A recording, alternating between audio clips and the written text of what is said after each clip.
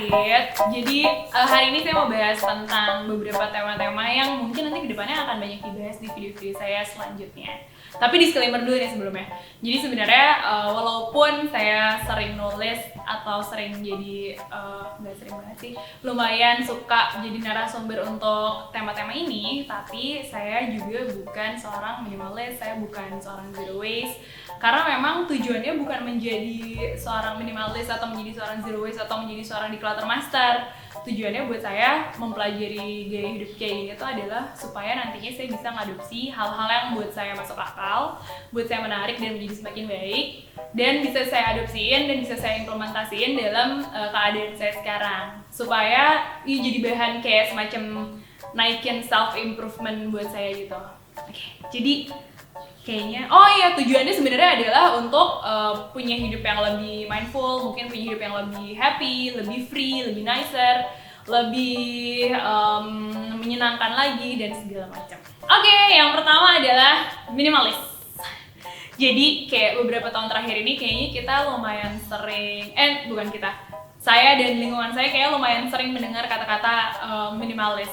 Entah itu buat ngasih style untuk suatu seni, atau untuk suatu bangunan, atau untuk desain, ataupun untuk gaya hidup. Nah, yang sekarang mau dibahas ada tentang gaya hidup nih. Jadi sebenarnya kalau ide untuk punya gaya hidup minimalis atau sederhana, yang dimana kata sederhana ini jangan selalu diartikan secara harfiah ya. Ide untuk punya gaya hidup kayak gini sebenarnya udah ada dari mungkin ratusan tahun yang lalu. Setahu saya dulu sempat baca artikel tahun 40-an, sempat juga dipopulerin sama Mahatma Gandhi. Nah, cuma itu minimalis yang dulu yang saya juga nggak begitu baca sebenarnya yang zaman dulu ini apa. Cuma kalau misalkan yang saya mau bahas sekarang adalah kayak modern minimalist movement. Modern minimalist movement ini kayaknya mulai muncul pertengahan tahun 2007, waktu itu lewat blognya Zen Habit dan Minimalist, tapi tanpa vowel, jadi NML, ntar bisa dibaca di sini. Itu Amal Leobabuta ditulisnya. Terus tahun 2009 Ryan sama Josh juga bikin web dan akhirnya jadi boom, akhirnya jadi bikin video dokumenter juga yang bisa ditonton di Netflix, video dokumenternya. Terus abis itu Fumio Sasaki ngeluarin buku tentang minimalism, terus juga Dave Bruno ngeluarin web juga, sama Jenny Master ngeluarin YouTube dan segala macam. Jadi intinya kalau misalkan mau cari tahu tentang siapa orang-orang yang tadi saya sebutin, itu semuanya bisa di googling. Terus kalau pengen tahu juga tentang modern minimalist movement, bisa di googling juga. Jadi intinya kalau misalnya dari para si minimalis ini, menurut pandangan mereka, kita bakalan ngedapetin benefit dengan menyingkirkan barang-barang yang tidak kita butuhkan dan tidak membuat kita happy. Jadi kayak hidup dengan essential item aja.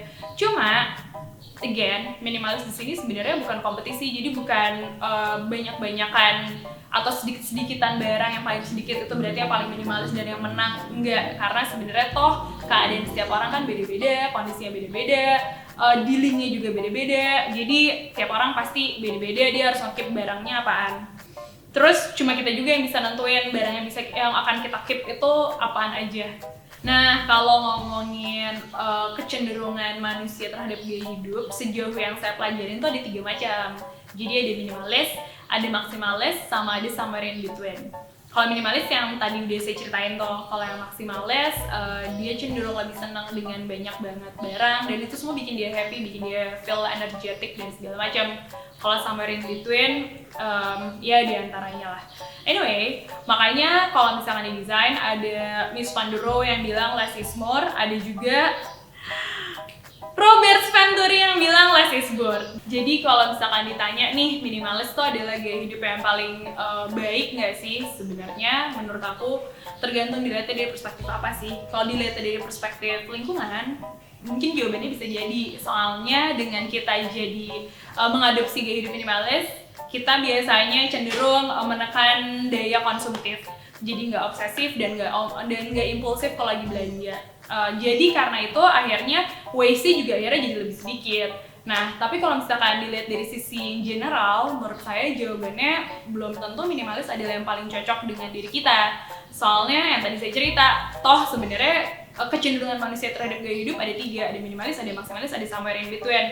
Menurut saya yang paling penting banget adalah sebenarnya tahu dulu sebenarnya dasarnya kita lebih ke arah mana. Setelah tahu, baru kita jalanin yang sesuai sama dasarnya itu. Toh yang paling penting adalah sebenarnya tanggung jawab sama yang masing-masing, sama daya konsumsi masing-masing, maksudnya sama segala macam barang yang kita punya. Sebenarnya yang paling penting tanggung jawab. Kalau buat saya pribadi, karena saya kecenderungannya agak ke minimalis, jadi saya memang nggak terlalu dikelilingi banyak barang, tapi bukan berarti saya jadi minimalis ya anyway. Yang kedua adalah declutter. Jadi kalau tadi ngomongin minimalism, dan minimalism ini adalah tentang lifestyle about living with just the essential. Kalau declutter ini adalah tentang aksinya untuk menghilangkan barang-barang yang memang nggak kita butuhin, nggak bikin kita senang, dan mungkin nggak kita prioritasin di dalam hidup. Nah, ngomongin declutter, itu sebenarnya nggak melulu tentang physical things atau barang, tapi juga ada digital, ada emotional, ada mental, ada spiritual.